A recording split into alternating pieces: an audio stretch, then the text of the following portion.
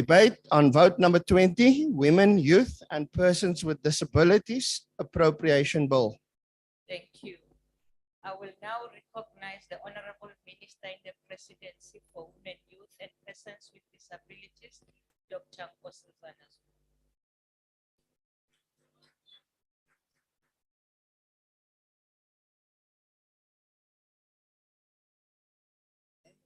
Thank you very much, House Chair.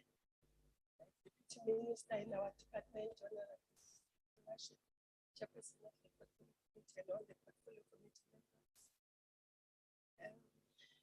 Honorable members who are here, Chair of the Commission for Gender Equality, Chairperson of the NYDA, MC, and fellow South Africans. I'm really honored to present this budget for 20. For the first time,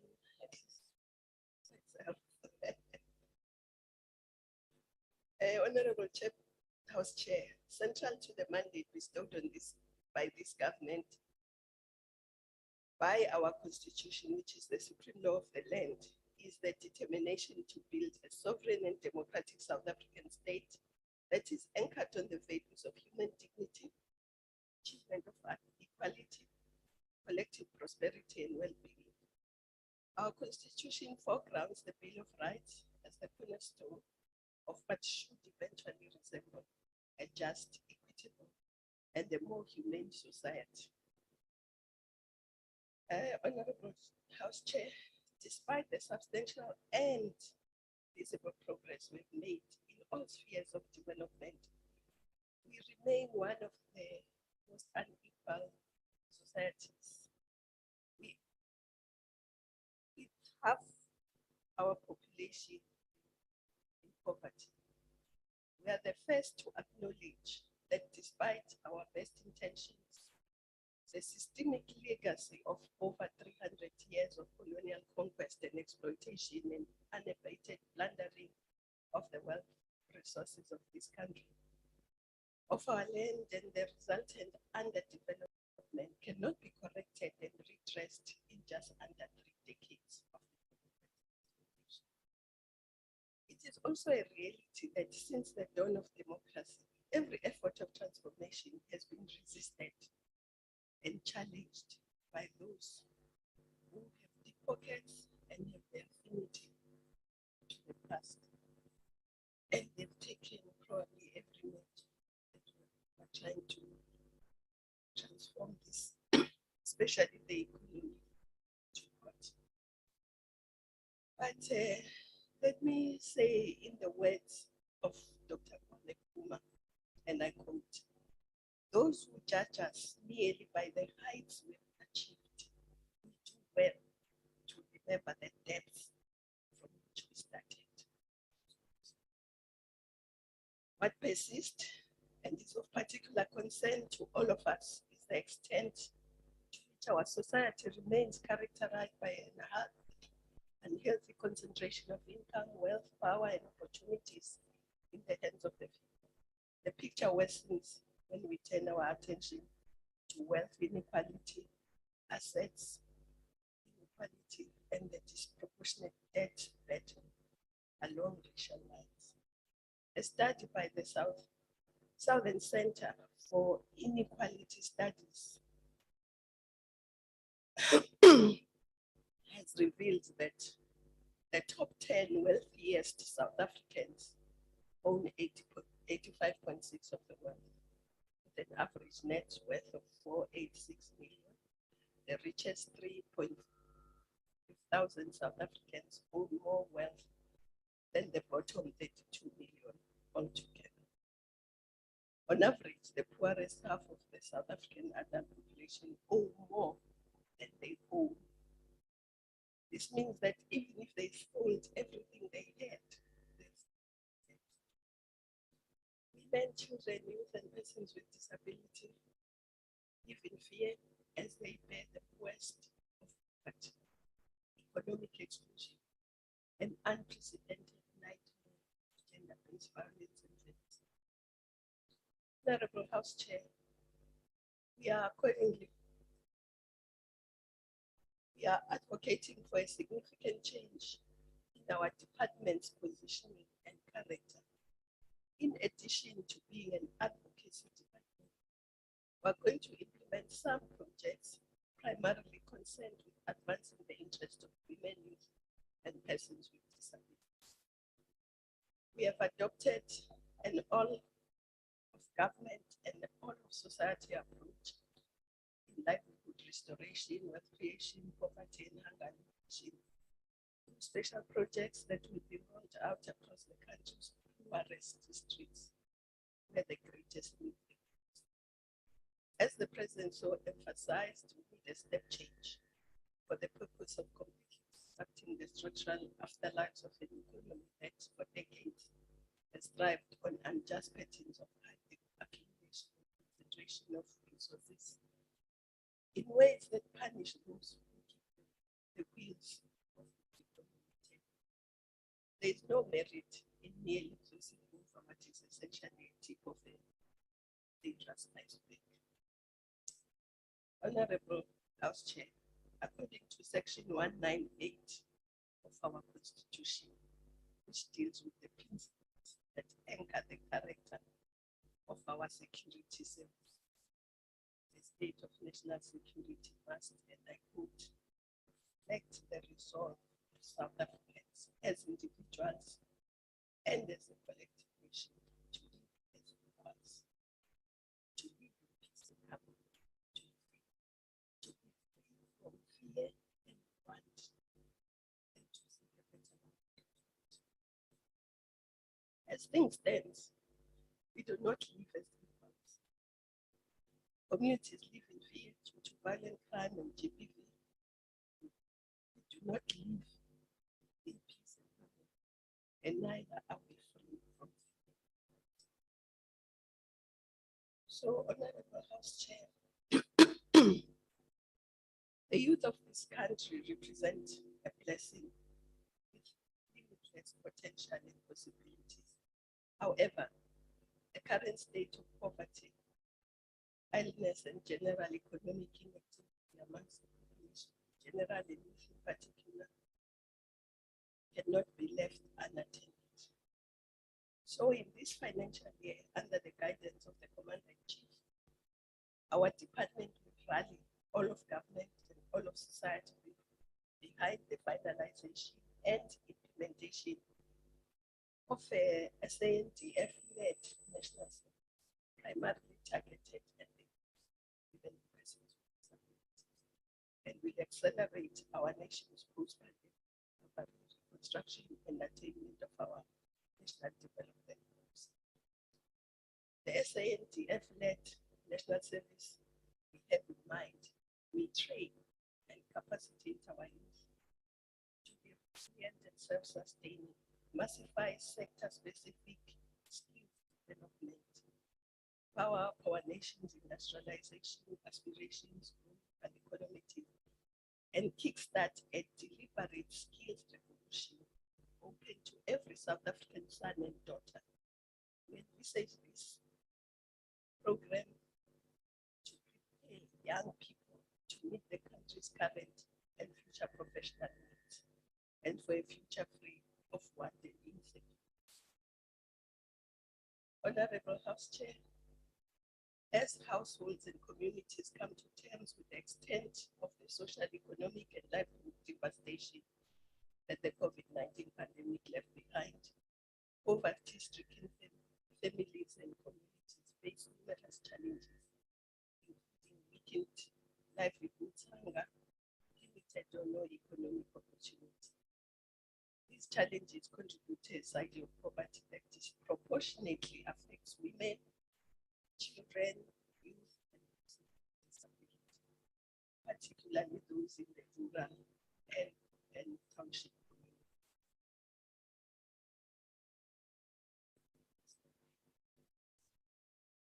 I'm told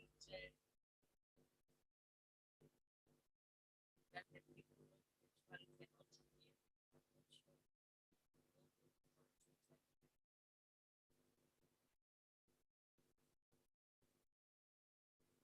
So at least you can hear, but the volume is I just request the ITC to help you with that?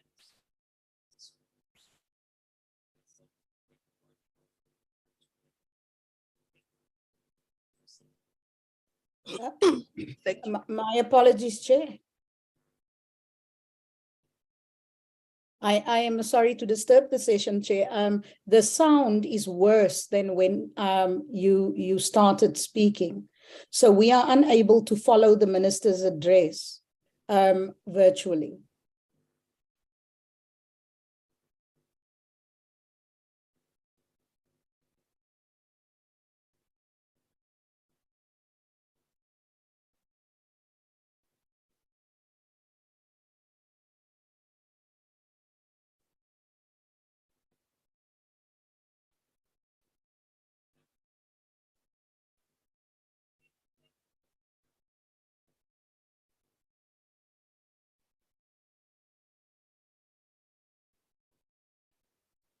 Can you hear me now on the virtual platform?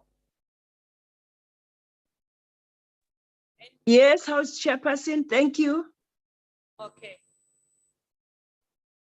Thank you. You may proceed. Apologies, but your time we stopped it as we started speaking. Okay, thanks, House Chair. I don't know whether they can hear me now.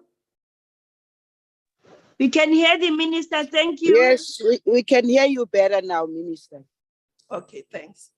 Against this backdrop, the department, in partnership with our universities, TVET colleges, and existing civil society organizations with the capacity to train and empower participating communities, will be rolling out what we call integrated farming cooperatives in South Africa's poorest districts during and beyond 2023-24 financial year, with a particular focus on youth, women, and persons with disability for poverty alleviation, livelihood restoration, food security, and wealth creation.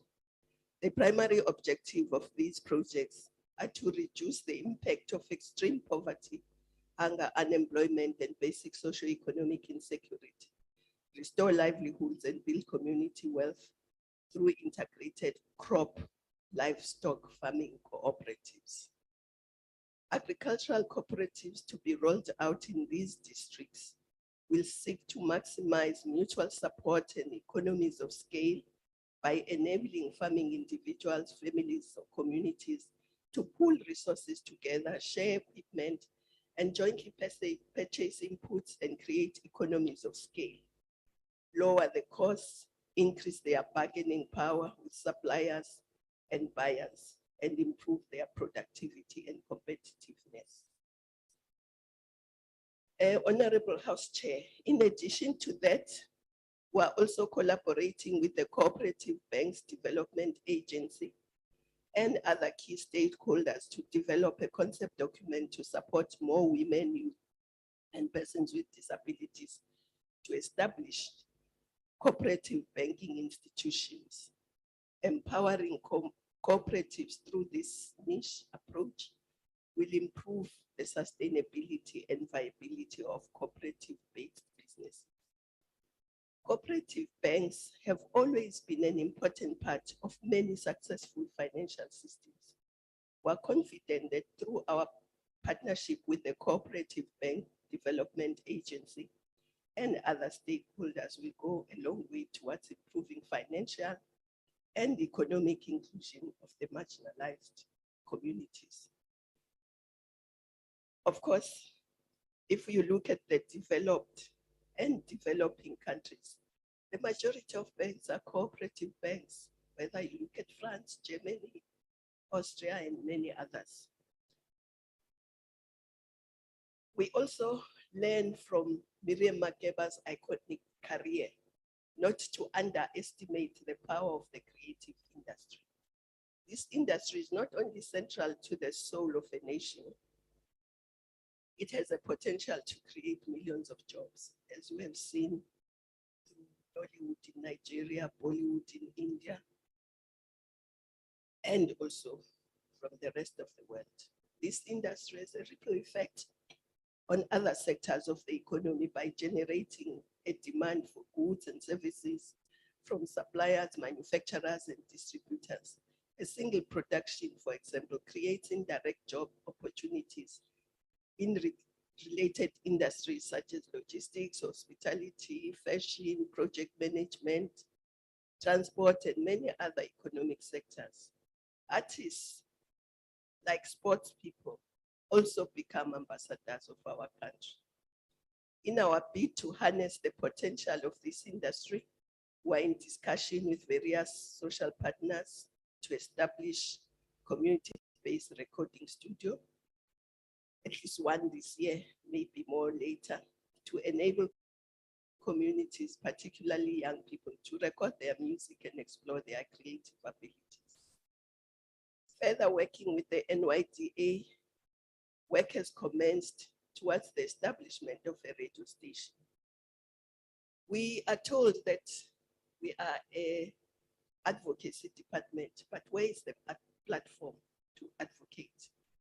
So yes, that's why we are going to create a radio station, which will ensure a seamless communication and dissemination of information and receive feedback from communities about opportunities and the government's collective work in support of women, youth, and persons with disability. There must also be a preferential procurement for youth, women, persons with disability, and military veterans. The persistent lack of significant economic participation and representation across many socioeconomic categories has led to increase in gender inequality in our nation. There are also several aspects of gender-based violence and femicide that are directly linked to the lack of women empowerment. As a department, our key areas of women empowerment are social and economic, wherein our focus on women empowerment and research is a South Africa where women should be participating fully in every area of human endeavor, whether it's academia, judiciary, economy, politics, and many other areas. This is particularly because women's empowerment is a key for the empowerment of society at large. That is why we will be working on initiatives to revive the issue of the oceans economy. The sector is a big economic frontier that we have not yet fully explored.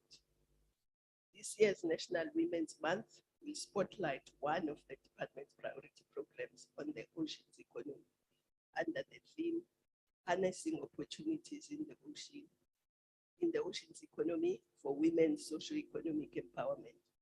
The program will focus on the diverse sectors of the oceans economy, such as maritime transport, agriculture, underwater, biodiversity, gas exploration, tourism, leisure, and many other related areas. This is not just for women, it's also for youth and persons.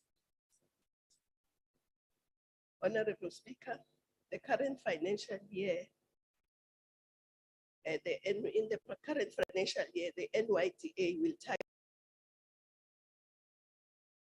the following: training of more than 25,000 young people to be youth entrepreneurs. 2,000 youth-owned entrepreneurs will receive financial assistance in grant. These enterprises will go on to create 6,000 jobs in the economy. The NYDA will also support all of government approach to the national service. So we're working with NYDA also with the National Defense Force. Then 10,000 young people will be placed in jobs through the National Pathway Management Network. 50,000 young people will be recruited in the structured National Youth Service, where young people will earn an income, learn skills, and increase their employability. To date, through its partnership with the private sector, Youth Employment Service has reached the milestone of 100,000 quality work opportunities for young South Africans, injecting over 4.6 billion into the economy through the Yes Youth salaries. The NYDA has identified an opportunity to support young people in the transport sector, with research showing a rapid rise in the last mile delivery service. This market is expected to grow to reach 200 billion US dollars globally by 2027. So the NYDA will be assisting young people to train to get driver's licenses, whether it's cars or scooters. And they will roll out this customized training program for the last mile drivers that meets the specific needs of industries who have a last mile function. They will train 200 unemployed individuals from townships and rural areas as SMMEs to take up last mile delivery opportunities. And which will include a stipend, driver's license training, venture creation training, and customer service training. Provide individuals with a combination of hard and soft skills required for the last mile transport industry. Ensure that the individuals meet specific sets of employers' requirements. Provide trained new startup businesses to secure opportunities by providing each young person with a motorbike, helmet, gloves, cell phone, and working capital, and insurance support for 4 months. Develop a vetted database of trained last mile drivers for industries to source both fully employed and independent drivers. We're delighted, Honorable House Chair, that the House has approved the South African Sign Language to become the 12th official language in the country. And the department will be working with the PEN South African Language Board, the deaf community, and other stakeholders to develop a plan of action how to mainstream the sign language in our society. As part of our advocacy work aimed at increasing the level of awareness, information, and knowledge about the different disabilities, the department will work with other partners to publish manuals on different areas of disability. The DM will also expand on some of the areas I've mentioned. We will be in partnership with health and related stakeholders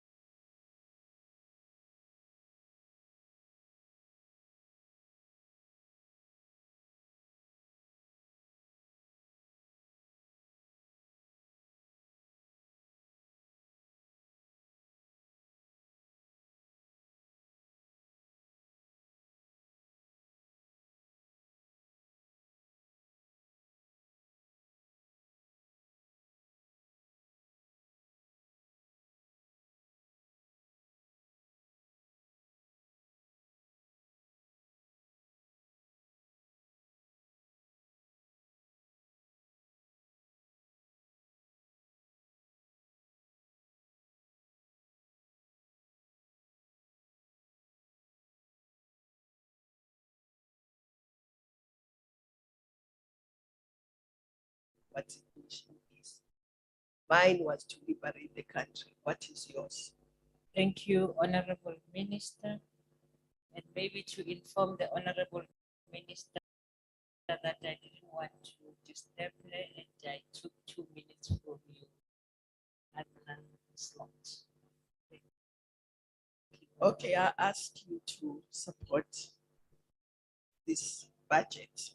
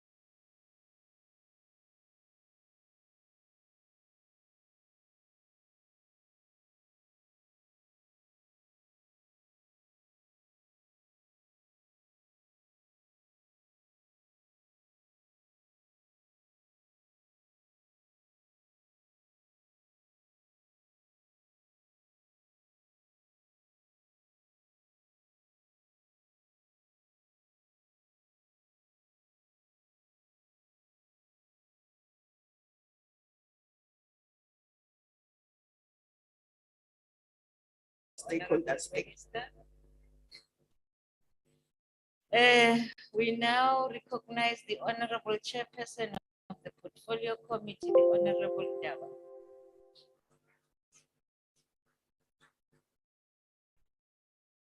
Thank you very much, House Chairperson, Honorable Minister and Deputy Minister, Honorable members, DG of the department and the CEO of NYTA,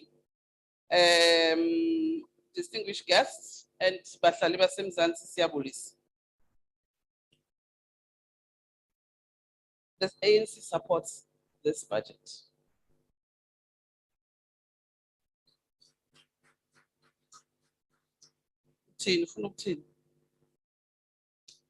The Reconstruction and Development Program policy document provided a solid basis for many ANC policies and further translated to government, calling for no one to be left behind in reconstructing our country for the better. And it argues, and I quote, regardless of race or sex, or whether they are rural or urban, rich or poor, the people of South Africa must together shape their own future. I close quote. The work of the Department of Women, Youth and Persons with Disabilities and its entities, by virtue of its support for marginalized and disadvantaged groups, is a driver of people-centered development, aiming to ensure that women, youth, and persons with disabilities are not excluded and reach their potential. The Portfolio Committee on Women, Youth, and Persons with Disabilities is responsible for oversight of the Department of Women, Youth, and Persons with Disabilities, as well as Commission for Gender Equality, which is a Chapter 9 institution, and the National Youth Development Agency, which is a key statutory entity. The department, the NYDA and CGE, has a combined focus on what is arguably the most important components of the South African population. With this in mind, programs, targets, and budgets must be carefully scrutinized with an aim at ensuring that the rights and development of women, young people, and persons with disabilities are prioritized. Over the last financial year, there have been significant structural changes that included the appointment of a new minister and a deputy minister, a new CGE chair, deputy chair, commissioners, and CEO, and a new NYDA chief financial officer. This change will breathe new life and vigor into important structures in our country. On the 6th March 2023, the president appointed Dr. Nkosazana Dlamini-Zuma as the new Minister for Department of Women, Youth and Persons with Disabilities, and Deputy Minister Sisisi Dolashe and Deputy Minister Sisisi Dolashe. Under new leadership, we are confident that the department will continue to improve on its focus on uplifting the rights of women, youth, and persons with disabilities through its mandate. On mandate change, a notable change in the department's main mandate was the shift from being a regulatory department to the original mandate as per its annual performance plan 2023-2024, which states that the department is to lead on socio-economic transformation and implementation of the empowerment and participation of women, youth, and persons with disabilities through mainstreaming, advocacy, monitoring, and evaluation. This is a significant and important change that is strong supported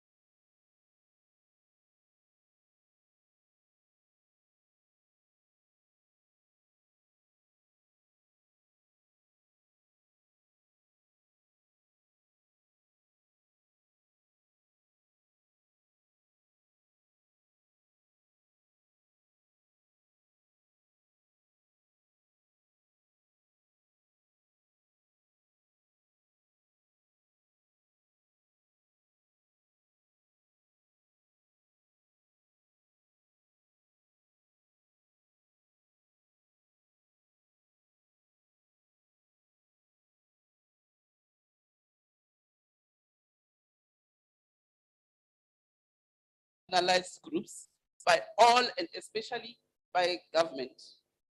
The element of monitoring is key to ensuring that all commitments are implemented.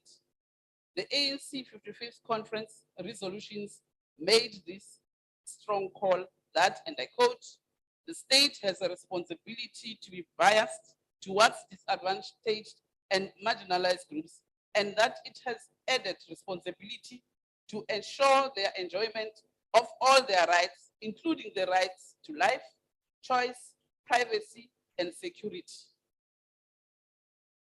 During his State of the Nation address, the president emphasized challenges related to women youth in the country, highlighting matters pertaining to gender-based violence and unemployment. Honorable House Chair, in terms of the department's budget, National Treasury indicated that over the MTEF period, the department will continue to focus on addressing gender-based violence and supporting empowerment, promoting responsive planning, budgeting, monitoring, and evaluation across government, supporting youth empowerment, and promoting the rights of people with disabilities. Of the overall government budget, which is 1 trillion, a total of 1 billion, which is 0.1%, is allocated to the Department of Women, Youth, and Persons with Disabilities under Vote 20. As per the National Treasury 2023 estimates of national expenditure. However, it must be noted that from this annual appropriation of 1 billion, the department facilitates transfer payments to two entities, namely the CGE and the NYDA. During the 2023-2024 financial year, the department is expected to transfer 94.1 million to CGE, 733 million to NYDA. This means that the department will be left with an actual operating budget of approximately 209 million to undertake its programs and meet its targets for 2023-2024. Of the 209 million, 126, which is 60% of the department's operating budget, is allocated to compensation of employees. 76.4 million, which is 36%, to goods and services, and 3.8 million to payments for capital assets. Honorable House Chair, we remained concerned about the lack of integration and coordination between programs within the department, as well as the lack of synergy between the NYDA and the Department of Women, Youth, and Persons with disabilities, especially with Program 4 of the department. This program focuses on matters related to both youth and persons with disabilities. In this regard, a continued concern pertains to the merging of youth and disabilities into one program. These are two very distinct target populations that requires very specific interventions and consideration.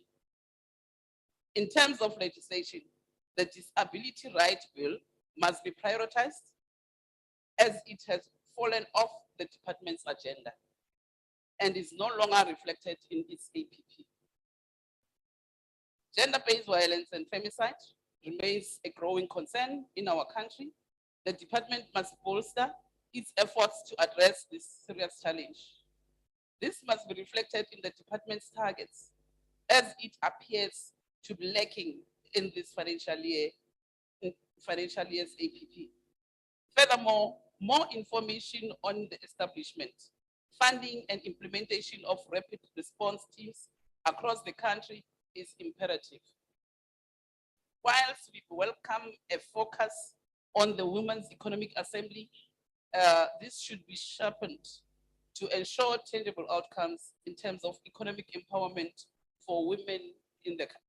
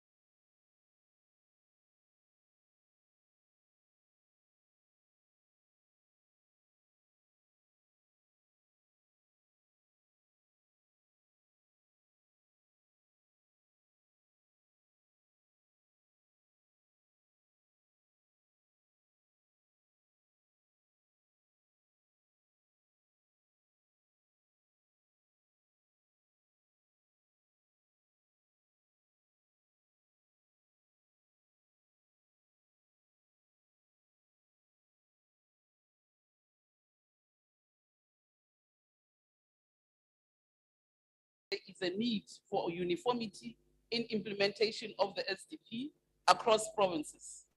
The program itself is necessary intervention for young girls. Streamlining this program can only enhance the development of young girls in learning institutions. At present, women account for just 50% of the South African population. The department's mandates also includes young people and persons with disabilities. While we support the budget as tabled, we emphasize the need to relook at the allocation in the new financial year in order to adequately give expression to the department's mandate. On the National Youth Development Agency, Honorable House Chair, the very important documents of the ANC, Ready to Govern, underpins the basis of a South African youth policy to be guided by the following principle that, and I quote, the ANC believes that society has a responsibility to develop and nurture its youth, to allow them to reach their full potential in order to make a meaningful contribution as individuals and as members of society. Their resourcefulness, energy, and enthusiasm must be harnessed to allow them to play their meaningful role in our country, and I close quote. It is for this reason that institutions such as NYDA must be supported and resourced. Young men and women are the backbone of any thriving community. Ensuring their development ensures development of a nation. With that in mind, we commend the sterling work done by the NYDA. The NYDA values are underpinned by accountability, accessibility, respect, collaborative, agility, and integrity.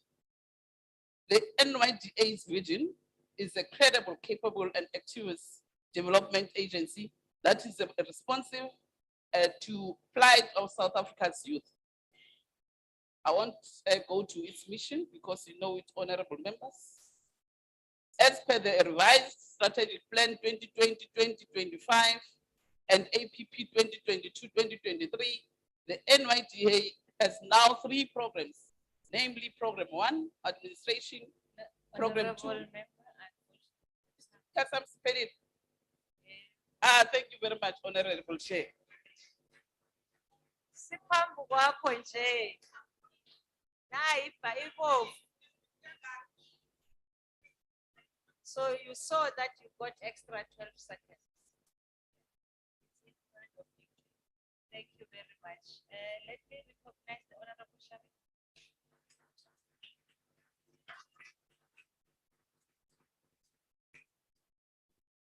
Thank you, House Chairperson. The Department of Women, Youth, and Persons with Disabilities is failing in its duty to bring about change in South Africa. The role of the department cannot be understated when looking at the realities and experiences of everyday life. The fact of the matter is, this government does not care about women, they do not care about young people, and they definitely do not care about persons with disabilities.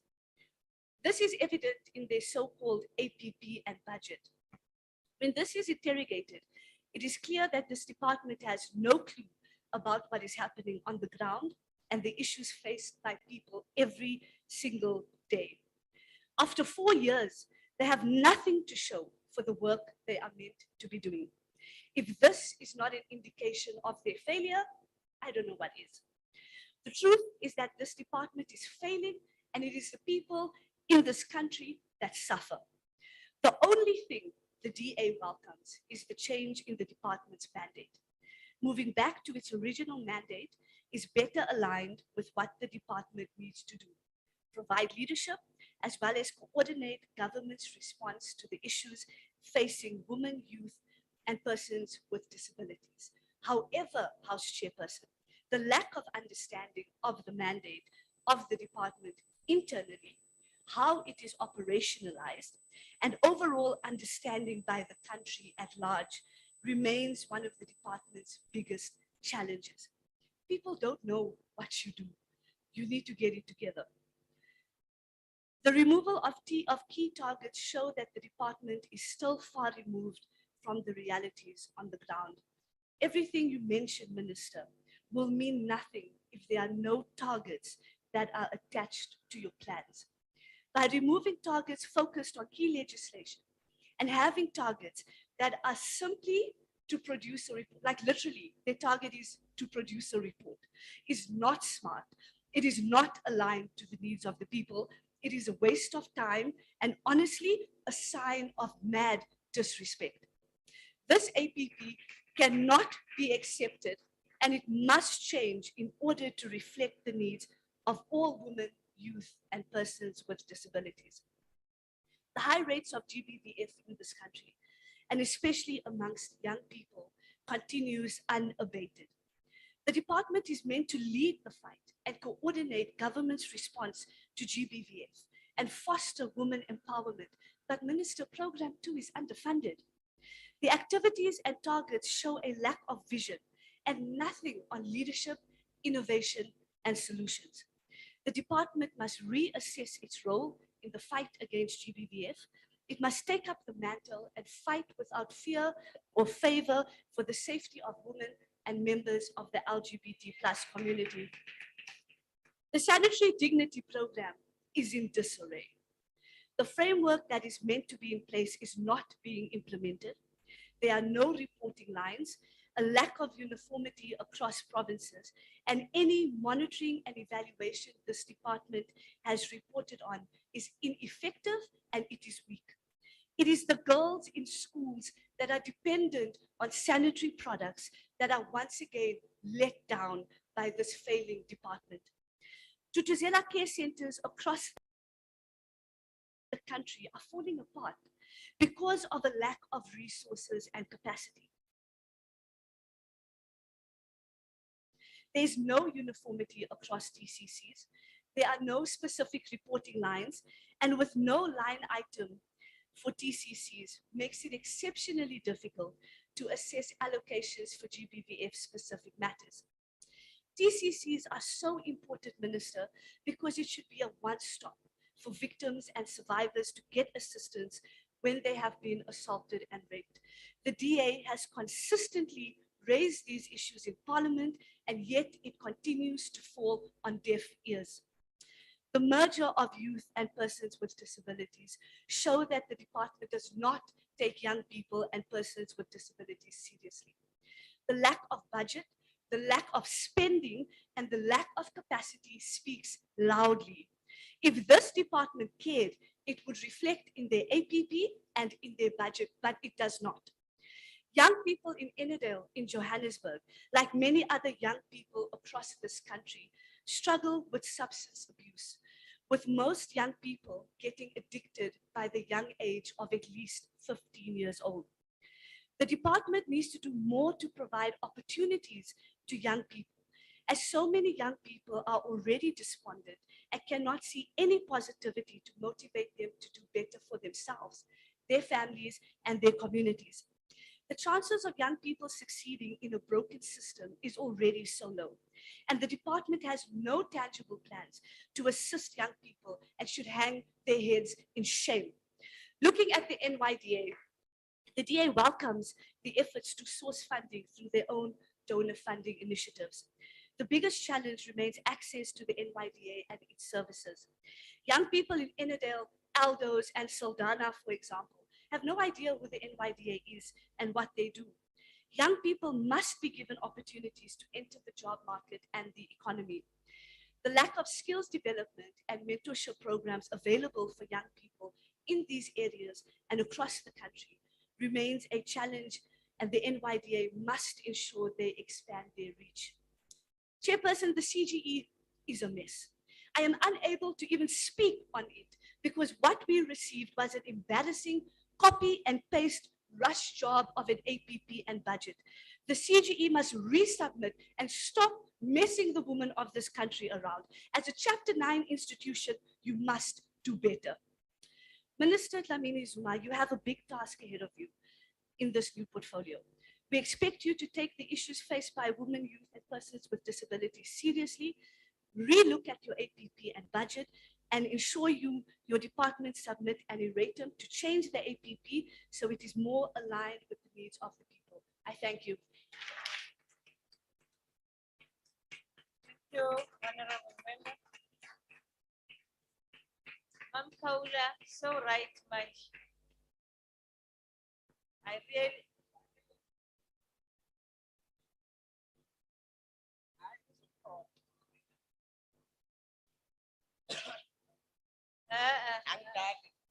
Honorable Ma'am Kaula, thank you very much. I saw you were struggling. You said you are on virtual, but you managed to come. We really commend you. Please leave this once alone. Your time is done. Thank you. Ngibonge Chairperson ngibingelele uPresident wami Commander in Chief no DP nayo ngisisithi okay ngiyasheshisa ke osazana Minister lo mnyango uhluleke hayi indaba yokudlala 2014 ngibengile lo mnyango awukho into yenzela abantu besifazane yabona nje lo basket kwenziwa abantu besifazane ukukhombisa ukuthi nifeyila kanjani la ANC uyabo ukwatapeya wenziwa bani abantu besifazane bayalima.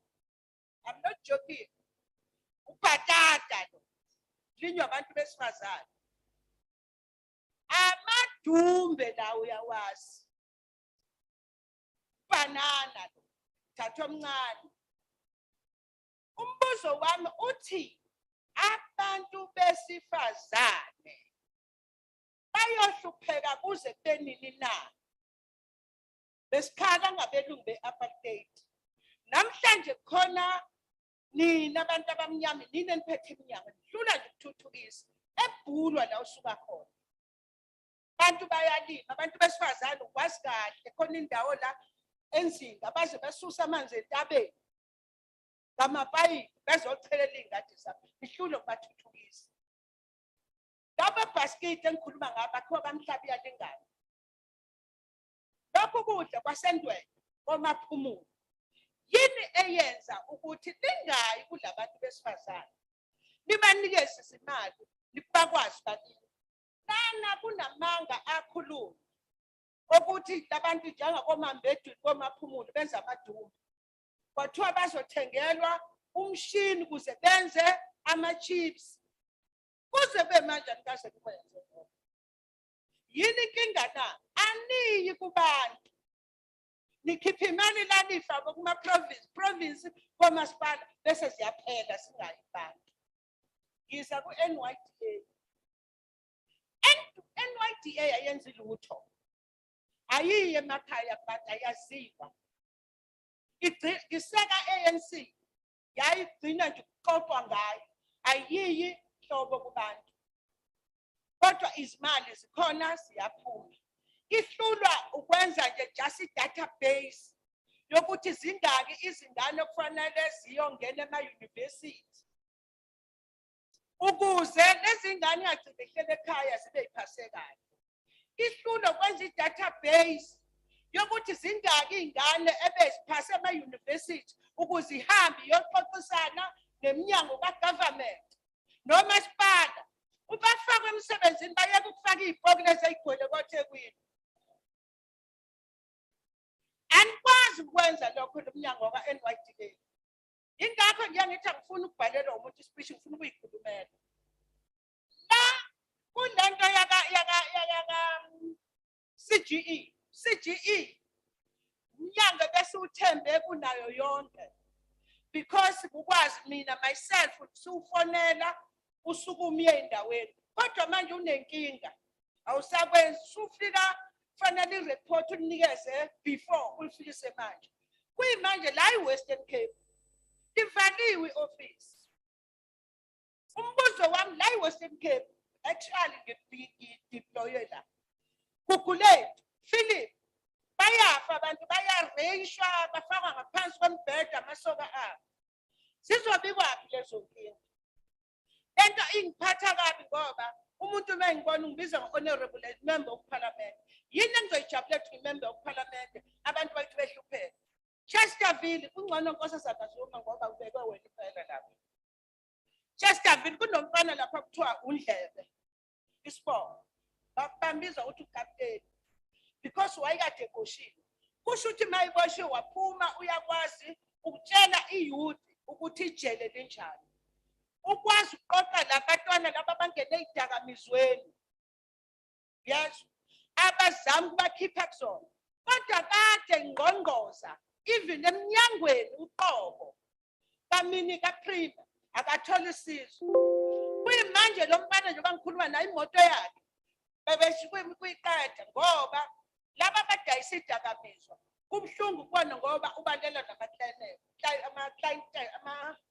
ama-client abo. Umbuzo wami ke uthi ke ngempela yini enijabulisa ukuthi ningo-honorable wominist eParliament but i-youth phansi yabo. Ema-university, ema-next door khona kukhona amajoyinti. Asikaze nibone ngixolele kancane nje. Ngangakuzwa isikhathi se-lockdown uthi utshwala abuvala nogwayi. Ngakuthanda lapho kodwa ngikujabulisa. Yini indaba na? Utshwala ibona sebuyiqedile i-youth. Nithini nina njengo-government? Amajoyinti avula 24 hours. Phakathi emalokishini abantu into ibingekho before. Ngizonitshela nje okukodwa manje. Efana bengiyakwenza. Kukuzelani leminyango. Iyeke ukugcina komasipala. Hambelani emakhaya. Amakhaya abantu bakhona abawazi ama-rights abo. Nokuthi umuntu wesifazane akakwazi ukuthi hayi namhlanje akufuni ukulala nawe ndoda. Because aniko batshela. Wazi yena ukuthi nje mangabe umfazi kufuneka indoda ahambe yotheza izinkuni abuye lapha azonjani azolala nawe ukhathela akakhathela. Okwesibili enokhuze nolundi. Ngabe kwesibili kwesithathu. Olundi kunezinkubela ezibulawa yilwane ephuma esiqiwini. Nkosazana ngicela uhambe oyilwane yakhe ngoba umini iPremier nalo ubani uDumandini lo uyile naye oqamba amanga lapha. Kuphuma izilwane lapha zenze njani ziluma ingane kunengane nje imizwa kaButhelezi onengane yakhe efika uma wayo okhamanzi emfuleni wafika iphelile ihamba namanketshane. Sengigcina noma ngicina noma ngiqhubeka ngicela abantu ngabe siyakhuluma manje. Yeah. Uyabonga kaChair wethu we-portfolio committee. Uyayibisela ukubona lo mnyango usebenza. Thank you, Mama. But inkinga ikunina anikwazi nokumonitha nokuthi itebula emva kwami. Anikwazi ukumonitha nokuthi izimali. Honorable member, your time is up. Thank you very much. Shani Hlombeka. Thank you very much. Honorable member, as you go down, I didn't want to disturb. Budget reject. Oh, honorable member, your time is up. Thank you. Yeah, on the honorable member, I just didn't want to disturb you. In Rule 82, you know what it says about ukuhlonipha. Ungambizi ngegama. Ngabo sewathi umama unkosazana. No, I didn't want to disturb you. Secondly, we know that we have a rule in terms of what you can bring to the house, and you must first get permission. But what I like is that it talks of dangerous things. That's why I allowed it to go. Thank you. That's what I'm saying. That's what I'm saying. Honorable members, we now proceed to Umamuhle.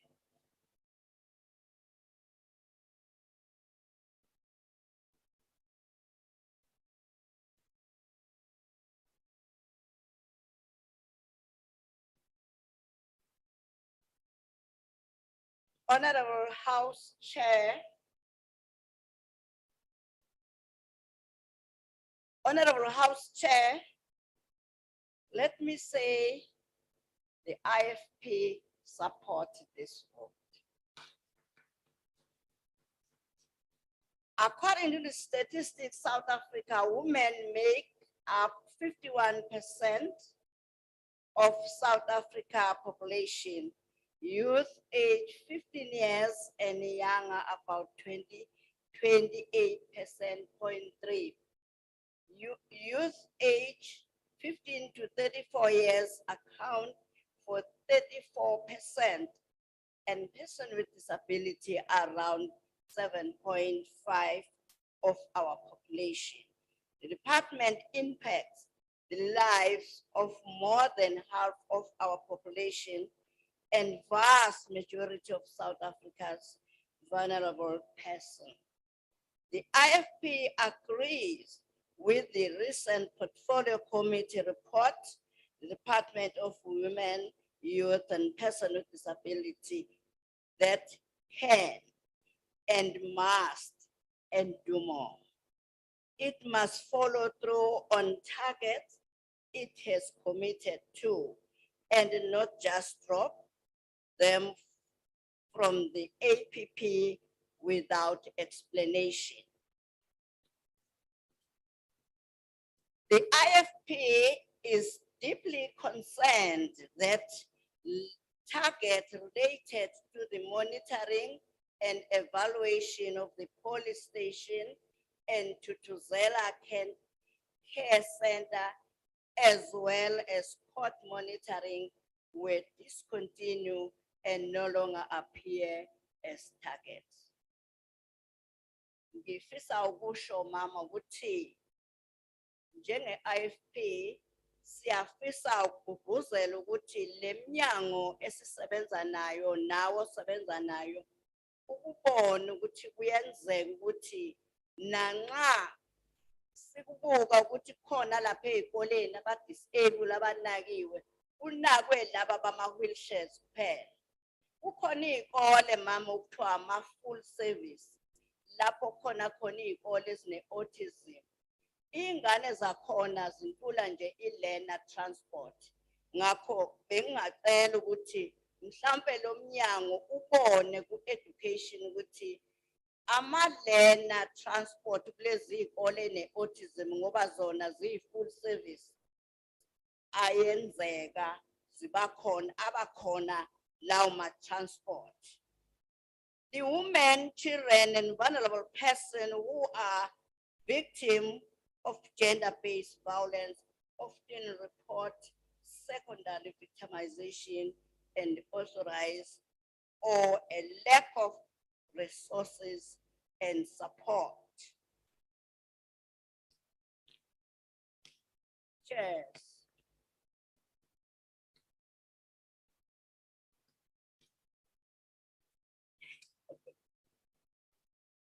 How can monitoring and evaluation of police station, Tutuzela Care Center and court to be discontinued?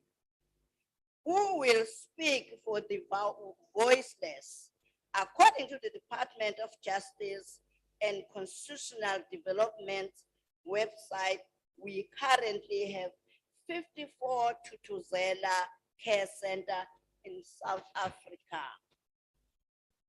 We want more than that because these incidents have been daily implemented and daily violated of these people who are vulnerable.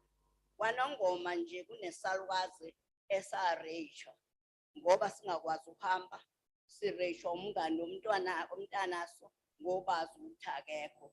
Uyazi ukuthi makuvalwe nje lapha eminyango ngeke azafike waba isisulu lo gogo wanongoma kwa 9. Ngakho ngiyafisa ukuthi lo mnyango uhambe go to an extra mile kakhulukazi ama-CGEs ethu. Siyakhala ke kakhulu nange-budget, siyakhala futhi uma kuwukuthi ukhona la ku-underspendiwe khona.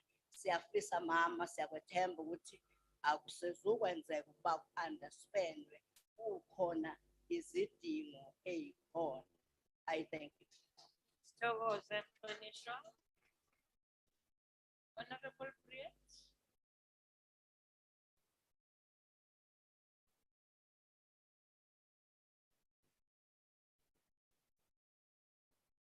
Honorable Chairperson, I've said this many times and I will say it again. If the ANC really prioritized equal opportunities for all and focused on true empowerment for our youth and had not just paid lip service to this, we would not be in the situation that we are currently in. As is, I do not know what this department or its youth development entity concretely does to empower the youth of South Africa. This department, as it currently stands, is a farce. Stats South Africa's quarterly labor force report was recently published, and it showed that 250,000 young people lost their jobs in the first quarter of 2023. That is shocking. And that leads to the youth unemployment rate, measuring job seekers between the ages of 15 and 24, to rise to a staggering 62.1%. That is the highest in a year. This has gone up 1.1% from the last quarter. Participation in employment, education, and training is important for youth to find employment and to live self-sustainably. Youth in South Africa, however, continue to be disadvantaged in the labor market with an unemployment rate that is higher than the national average. South Africa has 10 million youth between the ages of 15 and 24 years of age. And of these, only 2.5 million are active in the labor force. That brings us to the largest share of 7.7 million young people in this age group that are out of the labor force and inactive. The main reason for their inactiveness is because they have lost hope in finding a job and or a job in their area where they reside. Young people do not need another party hosted by the NYDA. We do not need another short-term job opportunity created by the state without the necessary skills transfers. They do not need another handout. What they need is a labor market unburdened by strict legislation, keeping them out of employment. They need skills training that they can practically implement when joining the labor force. They need true assistance when assistance is offered. We need to empower our youth to become independent and free from the shackles of government providing for their whole being. I want to commend the committee for questioning whether the NYDA monitors beneficiaries when receiving funds from the NYDA to ensure that these funds are efficiently used. This is what should happen automatically to ensure that there is not only value for money, but that businesses can become self-sufficient. This is how true empowerment really works.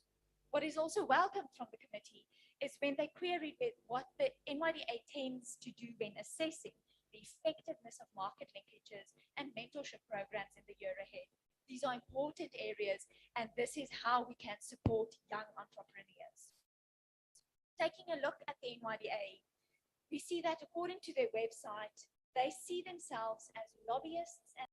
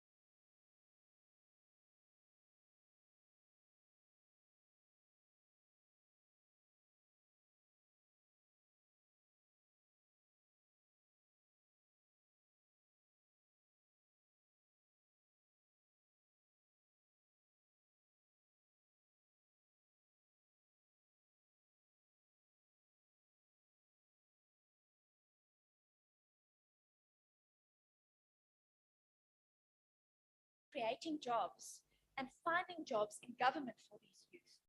Let me be clear when I say this.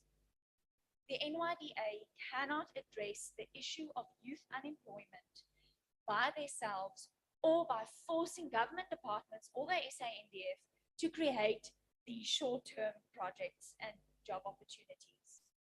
If we are bent on keeping the NYDA, they should focus on development and support. They need to empower young people to be able to either get a job or to be able to create a job for themselves and others. Young entrepreneurs, for example, they might need assistance when it comes to the drawing up of a business plan. And this is what the NYDA should focus on and be able to assist with. I differ from the portfolio committee when we talk about the resolve and that the NYDA needs to improve on their branding, especially in rural areas, to ensure young people are aware of their services. Branding alone will not solve the problem of the NYDA. Branding alone will not improve the services rendered by the NYDA to people in rural communities. And they will not improve the lives of these people. The NYDA needs to focus on priority projects to get youth to actively participate, to improve their chances of being skilled and being able to enter the labor force. The NYDA are failing our young people. This department is failing our youth. South African youth deserve better. I thank you, ma'am. Thank you. The Honorable Sukars has been granted permission to speak from the virtual platform. May proceed. Thank you, Honorable Chair. The crisis in our country is deepening. The factors of an economic slowdown and levels of inequality is worsened by the catastrophic failures of government. The people most negatively affected by load shedding, municipal services delivery failures that are incendiary in its magnitude are poor and vulnerable women and children and people living with disabilities regardless of race. On Sunday afternoon here on the outskirts of Kimberley, a woman stood with 3 children ranging in ages from 6 months to 14 years. Their vulnerability in the early evening next to a road forced me to stop. I learned that she is a woman alone raising 2 sons and a baby girl while her husband is serving a long sentence in Kimberley. Her choices in this world are severely limited due to a lack of education and limited skills. She survives on grants. She is in her early 30s, but hardship has aged and hardened her to the point where hope is a dream. On Monday, we met with community leaders in Warrenton. The community is living without water for over 3 months after significant flood damage to infrastructure. It is women and children that are forced to walk for 20 kilometers to get to water distribution points. A disabled woman, Esther Solomons, is forced to pay people to carry water to a shanty. Load shedding and plant maintenance for the next 2 weeks will severely impact even the emergency water supply. It is a case study in municipal dysfunction. Women and children are at the forefront of the war that we are losing. We are burying her husband. We are burying her children. And in this country, we are burying her. The question we should ask in this budget review is, what is the real-time impact of the department at a grassroots level? What is the reason that we have this department in which we invest more than $1 billion of hard-earned taxpayers' money? If its value cannot be translated into how many lives are transformed and impacted through its existence. It's a simple matrix of impact versus investment, Minister.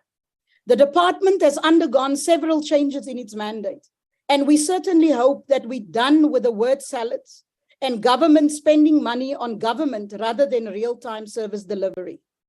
We cannot spend money on keeping civil servants in employment. This crisis demands fast-tracking solutions and crisis management with real-time impact on the ground. We are facing the consequences of poor political leadership and dysfunction. Politicians are squandering the trust of people. Its full impact, if nothing short of a miracle happens, will be felt and seen in the months ahead. The ACDP cannot support this vote. We cannot. We are on a slow-moving train. While we as politicians are paid, civil servants are getting salaries, tender entrepreneurs are getting millions, Women, children, people living with disabilities are carrying water in buckets, dying in toilets, burying sons. We are living on a tropical island and they are living the harsh reality of no service delivery. Thank you, Chair. Thank you very much. The next speaker will be the Deputy Minister in the Presidency for Women, Youth and Persons with Disabilities.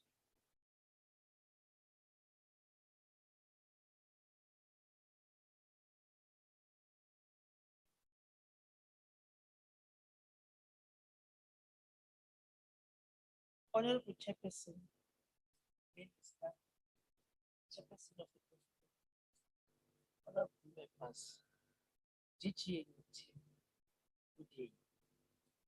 It was as far as 1913 that women struggled for community rights and gender equality. It is for this reason that women called for explanation because it was the men who had authority in the society and women's role was primarily a domestic one. They were feeding and caring for the family. They were not expected to concern themselves with matters outside. Noko kunjalo, when the Constitution of the Republic of South Africa in 1996, with its Bill of Rights was promulgated, our women in South Africa were looking forward because they thought it will save them from their patriarchal challenges, which at that time already demonstrated toxic masculinity, harmful gender norms, and social behaviors that drive and enable gender-based violence and feminicide. Ngathi bekungenele, Honorable Chair, the COVID-19 pandemic has even brought stark inequalities squarely to the fore and served to magnify, amplify, and combine all existing forms of social injustice, including gender inequality and its various manifestations. Hence, the resolution of the summit that was convened by the President were adopted to respond to the key game changer question: what more can be done to enforce accountability, accelerate, and amplify efforts? Chair, the scourge of gender-based violence and femicide continues to plague the country despite progress made in driving the national response. It is indeed for this reason that our country will never be prosperous or free until all our people live in peace, enjoy equal rights and opportunity. Chair, many harmful acts of gender-based violence and femicide are driven by embedded behavior and attitude held by men towards women. This underscores the need to prioritize, sustain education and behavioral modeling with specific attention given to men and boys at national, provincial, and local government level. Chair, a holistic consultative approach will be taken in line with linkage to health and social needs such as teenage pregnancy, HIV and AIDS, substance abuse, harmful cultural practices, the triple challenges of poverty, inequality, and unemployment. The criminal justice, as we speak, will consult first on all quick win, medium, and short-term interventions, identify and enforcing law, and acceleration of implementing the resolution that relates to protection, safety, and justice. The proposed national plan, once tabled at the criminal justice cluster, will be tabled at the South African Forum of Director Generals. The institutionalization of strategic plan, the department will ensure that plan serves on the agenda of the President's coordinating committee. This will ensure that the intergovernmental aspect is elevated and service are strengthened at the municipal level as gender-based violence and femicide happens at that level. Chair, during 2020-2021 financial year, the department signed a memorandum of understanding with the Department of Agriculture, Land Reform and Rural Development. Around 6 priorities are identified. The steering committee was established, which produced the following achievements. 1, the access and the acquisition of land. And in that one, 37% factors allocated to women against that, a target of 50%. Secondly, the priority 3, the rural enterprise and cooperative development.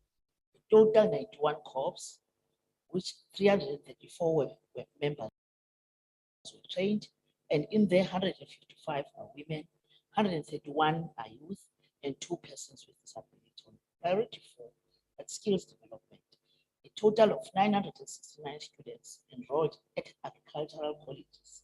760 of them are Black, and more of them at 50% level are female. Honorable Chairperson, the South African Law Reform Commission of the Department of Justice and Constitutional Development is due to publish the discussion paper on disability rights bill.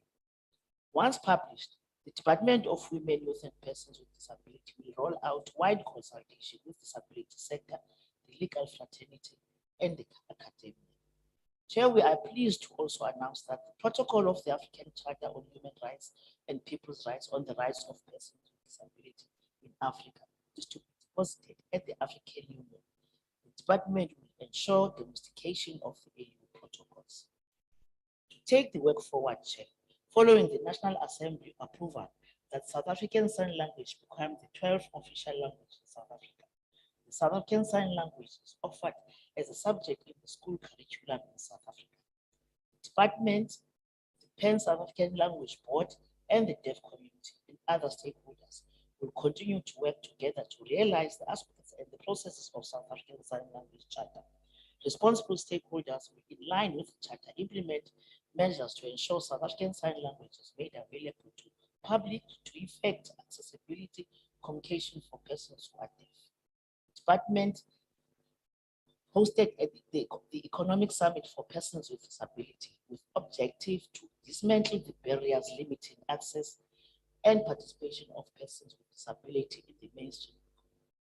Chair, it is will be that some individuals and communities within our country still believe in harmful superstitions and myths surrounding albinism.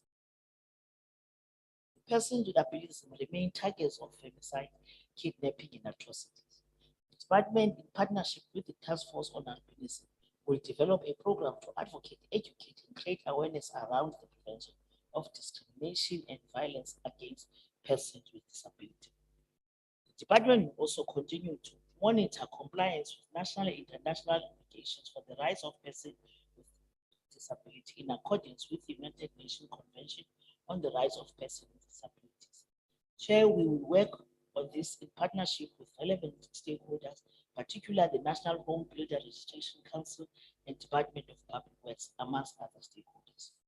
We also will collaborate with various partners, including the United Nations Partnership on the Rights of Persons with Disability, the International Disability Alliance, University of Johannesburg, the University of Ghana, the York University on research and recommendation on the climate change effects on persons with disability. Honorable Chair, the status report on the impact of climate change on persons with disability and how they should be included in climate change action will be developed by the department. Research will be conducted on access to education, support service for children and young people with disabilities. The research will serve as an evidential basis to mobilize the public and private sector to provide resource and assistive devices to special and mainstream schools that have learners with disabilities. Chair, I'm also pleased to announce that the department commissioned a formative evaluation study on the implementation of the gender responsive plan budgeting, monitoring, and evaluation framework. Chair, the finding of the evaluation pointed to more government departments that are implementing the framework. We acknowledge that more work still needs to be done to ensure that the priority of women, youth, and persons with disability are mainstreamed in plans of departments. Our monitoring, as reported in the Cabinet 2022, shows that of the 16 national departments that responded to the self-assessment monitoring, 8 departments were rated at over 50% level of implementation of the framework, and this is a welcome improvement. One of the challenges is the response rate by the department, and Cabinet has recommended that all national departments, provincial departments, and their entities must comply with the reporting requirements of our department. Honorable Chair, we continue to localize gender responsive planning, budgeting, monitoring, evaluation framework. In 2022, we represented the framework at provincial portfolio-based councillors induction in 6 provinces. We are collaborating with Department of Cooperative Government and the South African local government, with the first priority being to conduct the gender, youth, and disability responsiveness analysis on the integrated development plans and other plans of the district model for 2023 and 2024. We must remain grounded and loyal to the mandate of improving the livelihood of the most vulnerable in society. Honorable Chair, kuyinyani ukuthi when you rise, take one with you. We do all have a role to play. Ngiyabonga kakhulu, Usisi. Thank you. Thank you very much. I'm informed that Honorable Kwankwa will not be participating. So the next speaker will be Honorable.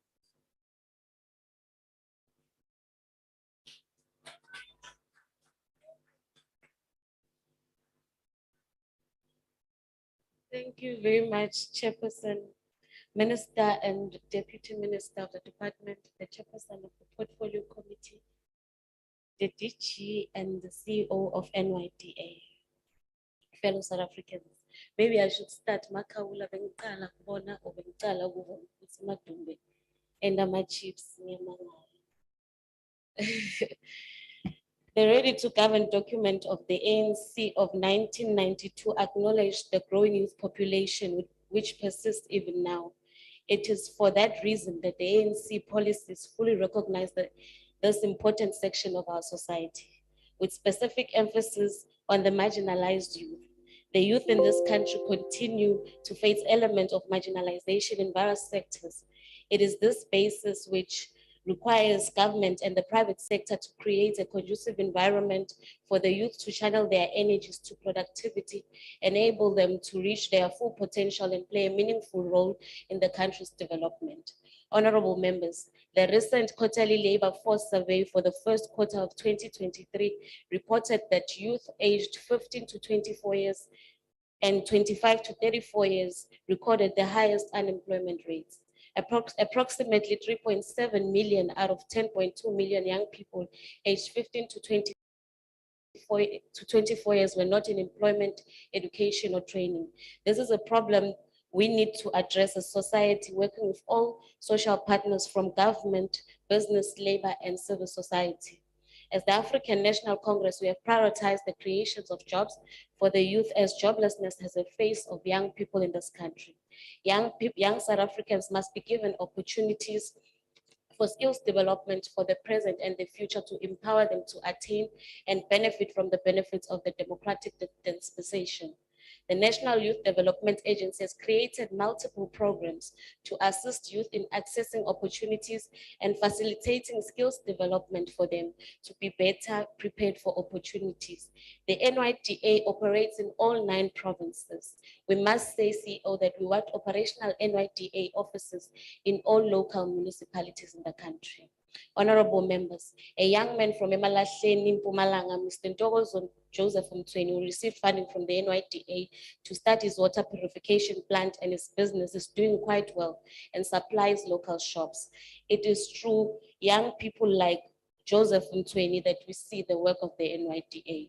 However, it is very important to consider into increasing the NYDA's funding allocation due to the task that lies with it, and try to overcome the crisis of youth unemployment in South Africa. We welcome that the NYDA will support 2,000 youth-owned enterprises with financial support and 20,000 youth with non-financial support. The NYDA has targeted the creation of 6,000 jobs. The NYDA will also create skill opportunities, and 20 young people will be placed. Honorable House Chairperson, the task of skilling the youth must be both public and private sector's affairs, as skilled youth benefits the government and the private sector. There are positive strides that can be made when all the efforts are organized and put together.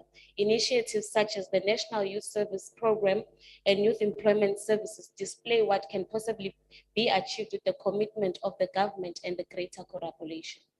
The National Youth Service Program is understood to be the largest single service program for young people in the country, intending to help the youth acquire the occupational skills necessary to access sustainable livelihoods and opportunities.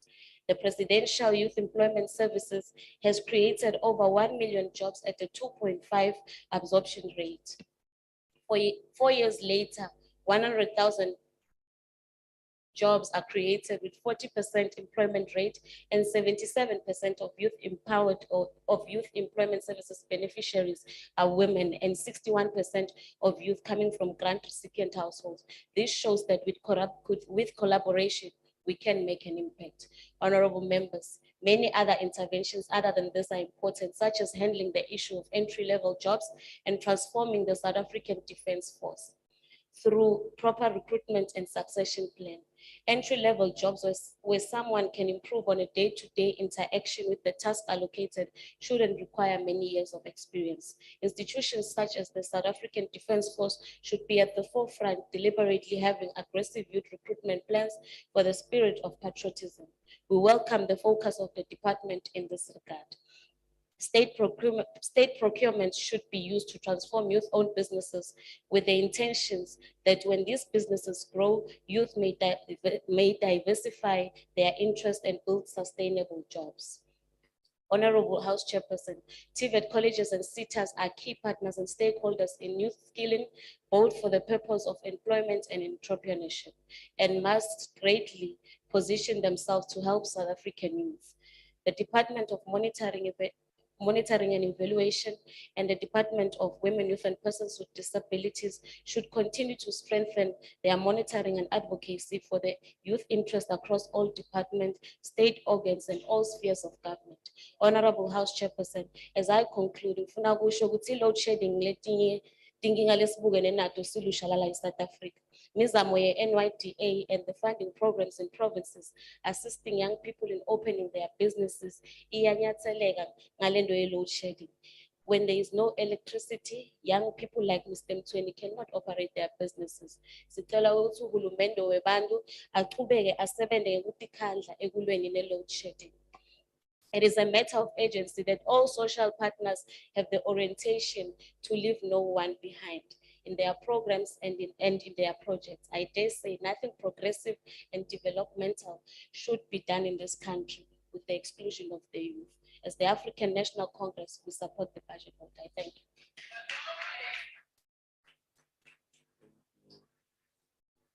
Thank you very much, Honorable Piri. Honorable Piri.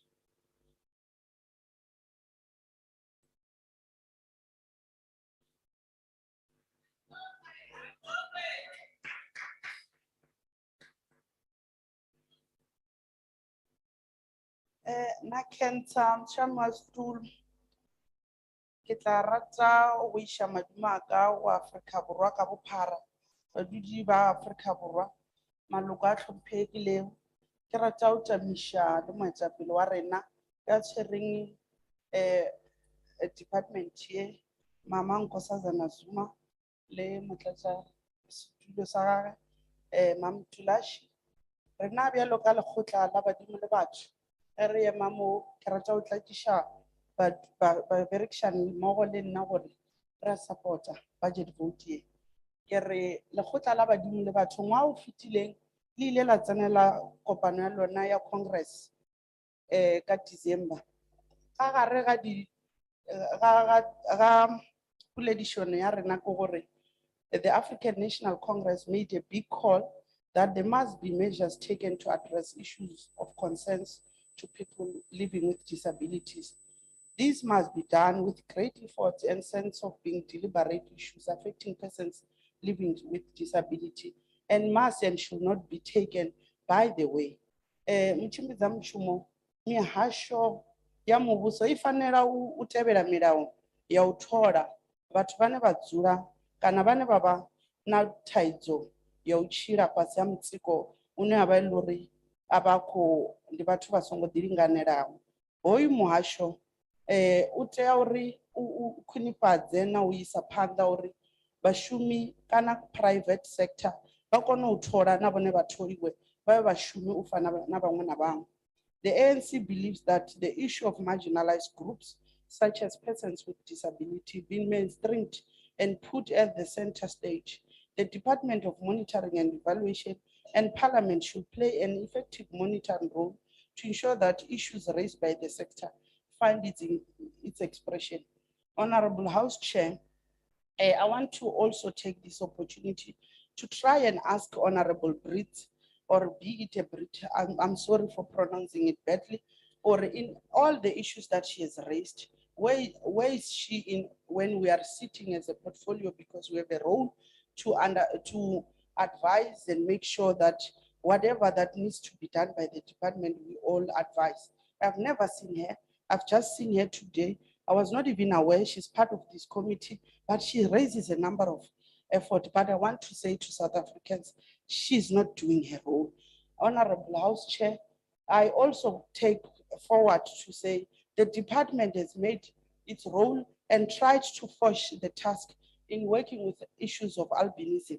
So the department is doing well. Honorable Sheriff, you know better. We've been as a portfolio, we will go to oversight. The department is trying to do its all best. It's just that we have not yet arrived where we want to arrive. The ANC government should take measures to ensure that all the buildings are accessible to people with disabilities. Secondly, the government department and private sector institution that fails to meet employment targets of people with disability.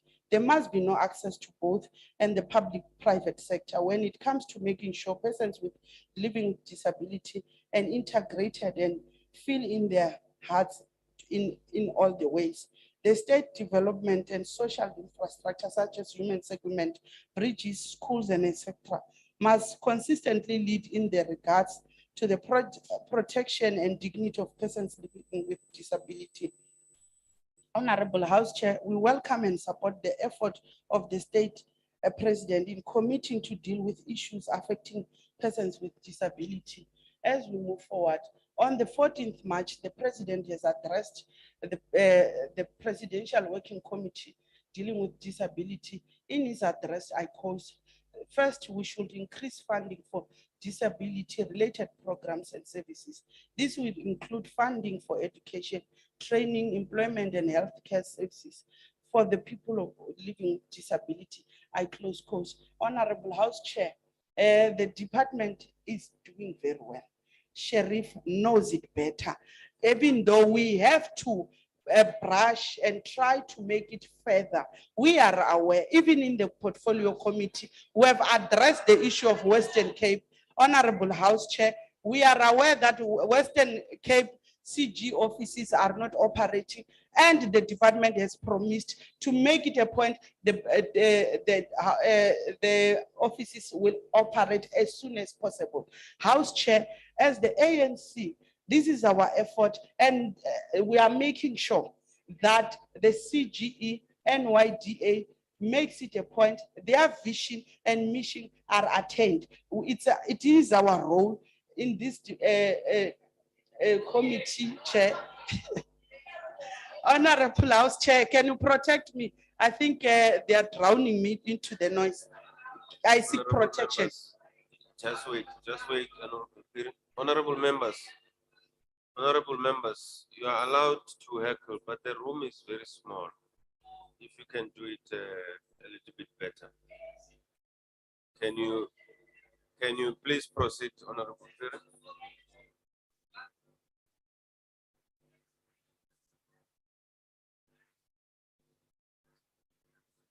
Honorable Perry, can you proceed?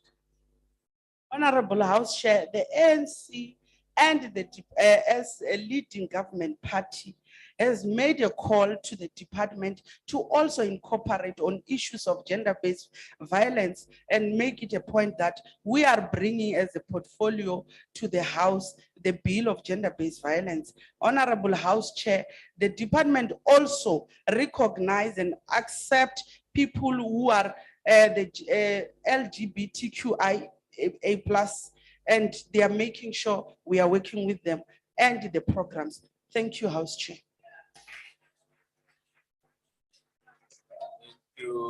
Thank you very much. Honorable Sheikh Imam.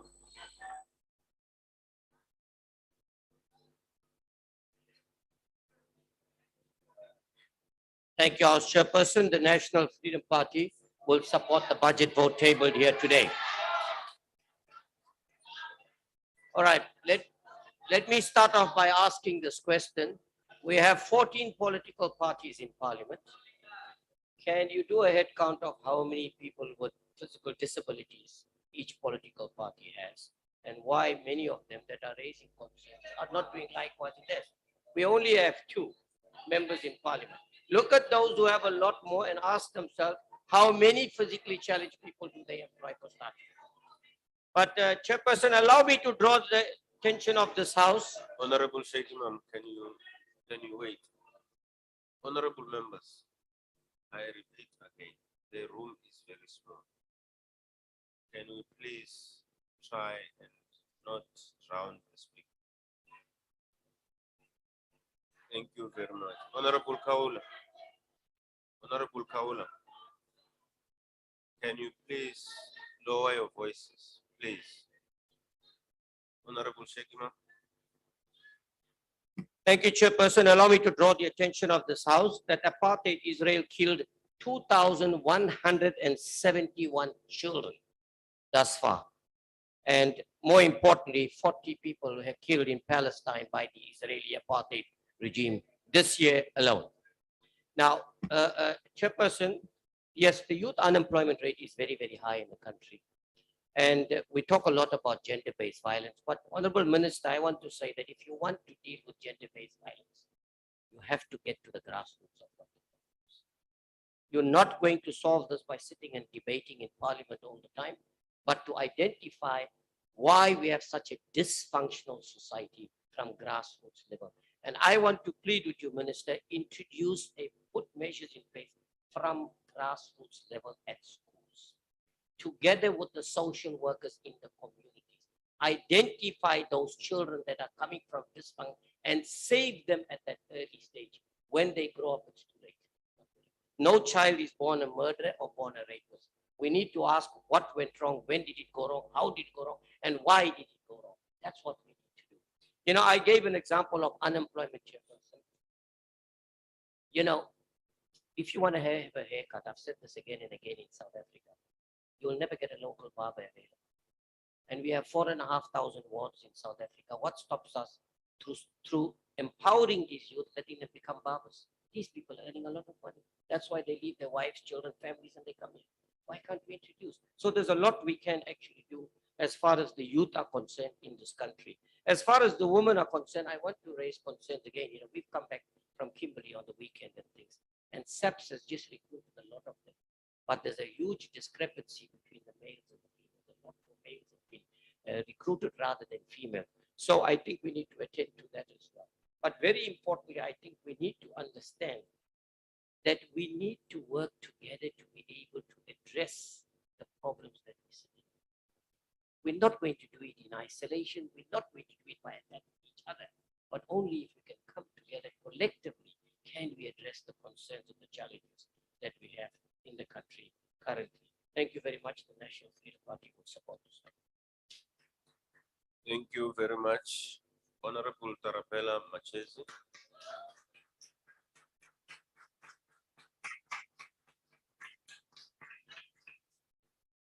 Honorable Chair, it becomes very difficult to advocate for a budget increase where you have the concern of the department's performance. Since its establishment or inception in 2009, unfortunately, there's been very little to show in terms of achievement, implementation, framework, or tools. In fact, Honorable Chair, I doubt even if this department knows its responsibilities. This lack of progress is particularly alarming when you consider that the scourge of gender-based violence and femicide continues to rise. Honorable Chair, the department's role is to conduct programs that mainstream, monitor, and advocate for women. However, the results have been extremely disappointing, Minister. What is even more troubling is the fact that the excessive expenditure that this department spends on writing reports, workshops, and conferences. In just the last 3 years, the department has spent an average of over 30 million on such events. Chairperson, I believe that South Africans at this stage are very much aware of gender-based violence. What we need is to focus on monitoring and mainstreaming the mechanism that lead to prosecution of GBVF cases. There are several interventions that this department can embark on to address gender-based violence and femicide. Women who experience GBV need to see the department taking action on the following. First of all, as you all know, when you go to the police station to go and report GBV, you'll have a police that is sitting behind the desk that is absolutely willing and reluctant to open a case. They will inadequately report on them, and they will not even properly investigate the cases, which actually hinders the case prosecution in court. The economic dependency plays a critical role, as financially dependent women are also often very reluctant to report on GBV. There's also the alarming rate of case withdrawals, which highlights the lack of confidence in the state machinery. You also have an issue of medical officers and doctors who are sometimes unwilling to accurately fill in evidence and complete the J88 form. Prosecutors are also overwhelmed with numerous cases and may not even give the cases the attention they deserve because they've seen too many gender-based violence cases, and sometimes they think some of them are not as traumatic as they've seen previously. The lengthy turnaround time from the police station to conviction or acquittal is also unacceptable. Instead of this department continuing writing reports, I think they should really choose one of these issues and report on its progress over the next 5 years. This approach will actually be able to give us more of a tangible improvement.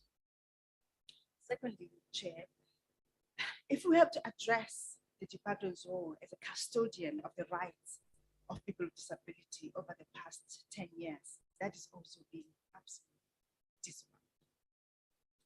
The fact that the department hasn't actually been able to ensure that the budget that is provided is adequate.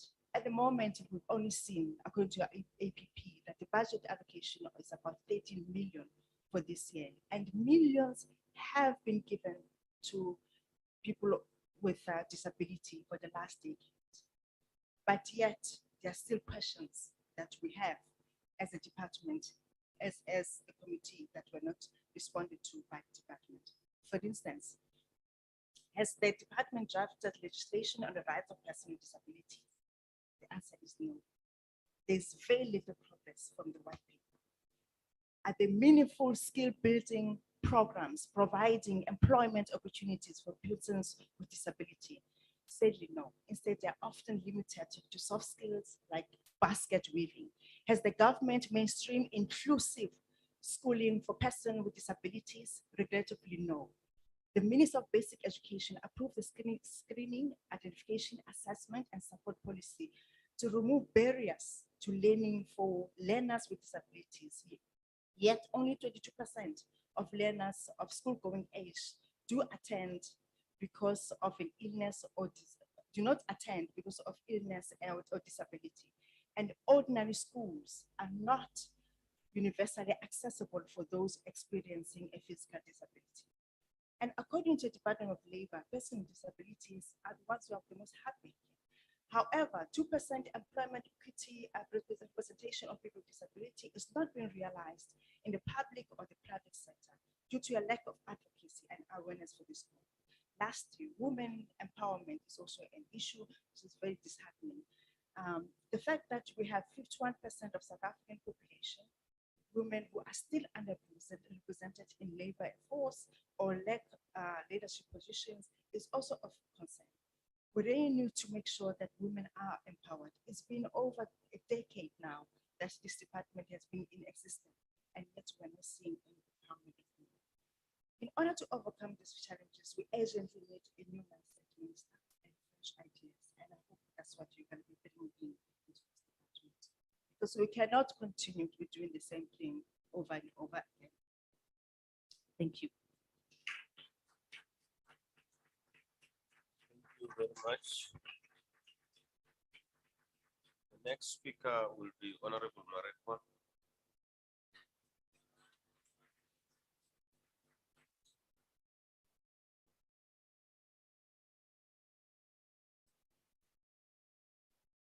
Thank you, Honorable Chairperson, House Chairperson, the Minister and the Deputy Minister, the Chairperson of the Portfolio Committee, Claudia Daba. Yeah. Honorable members of Parliament and delegation from ISO and NYTA and the Department of Women, Youth and Persons with Disability. Honorable Chairperson, allow me to start just to give some response to what I've heard being raised, which also might be a concern, and we cannot leave them unanswered. To Honorable Sukers, the issue of water in Warrenton. From the Northern Cape Province, we know that the Maharing municipality is currently busy addressing the service delivery issues caused by aged infrastructure in that area of Warrenton. We know that the pipes are coming many years back, and that the municipality also is providing interim relief to make sure that people do not really go out without water in terms of whilst they are preparing or trying to repair the damages from the water pumps. The Northern Cape, on the issue of the women along the road, Honorable Sukers, the Northern Cape government is mindful of the plight of women, youth, and persons with disability in our communities, and has recently established a new ministry that will address all challenges related to women and youth and girls within the Northern Cape province. So those issues that we have raised, surely they will get the necessary attention, and the law will also come in and assist the provincial government of the Northern Cape. The Honorable Machesi, yes. The police stations do have victim-friendly rooms. Police stations do have victim-friendly rooms. Police stations do have victim-friendly rooms, and statements where there are no victim-friendly rooms, there is privacy provided for victims of rape and sexual assault and other GBV-related cases, for them to have privacy where their statements will be taken. So this caring ANC government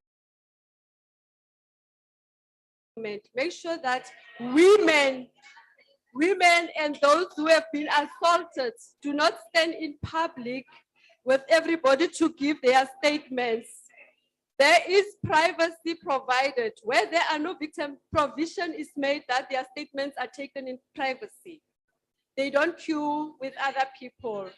We were in Mpumalanga just recently to remind those who were, Honorable Machesi was not part of the committee by then. There are victim-friendly rooms. There are Tutuzela care centers, and there is privacy all the time. That I can bet you.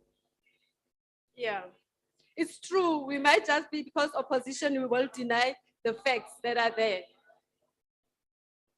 It's their duty, actually. Yeah. Honorable Chairperson, let me go to my input for today.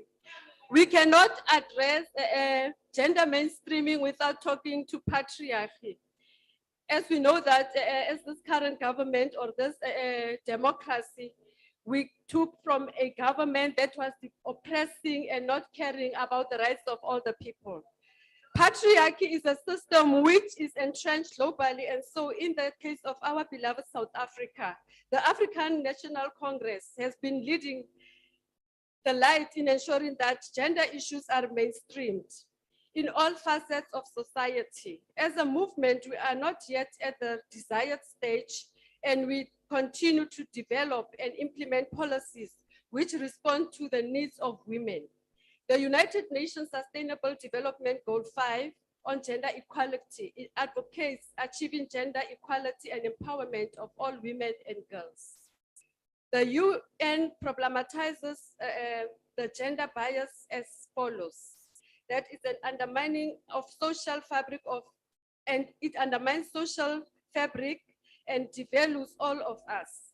It is not just human rights issues, it is a tremendous waste of the world's human potential. By denying women equal rights, we deny half the population a chance to live life at its fullest. Political, economic, and social equality for women will benefit all the world's citizens.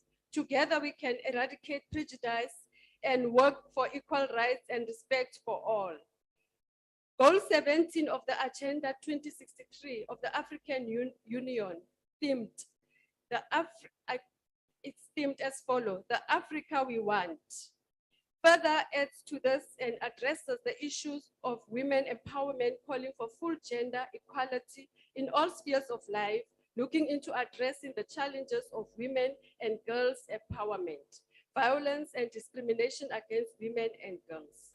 Globally, there is huge acceptance that gender bias and empowerment of women and girls are critical if we are to live in a world that is interested in sustained development, and there is a great need for violence and discrimination against women for the greater attainment of enjoyment of their rights. Women inclusive society should and must be of interest to all.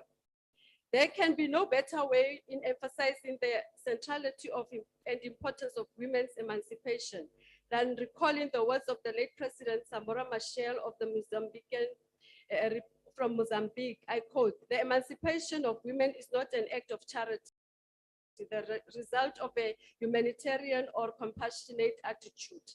The liberation of women is a fundamental necessity for the revolution, a guarantee of its continuity and precondition for its victory." I close quote. These words by one of the greatest leaders of Africa in our continent. It is alludes to the fact of moving away from gender biases, and the emancipation of women and girls is crucial in transforming society. Thus includes our country, South Africa. House Chairperson, the mandate of the department requires compliance on all organs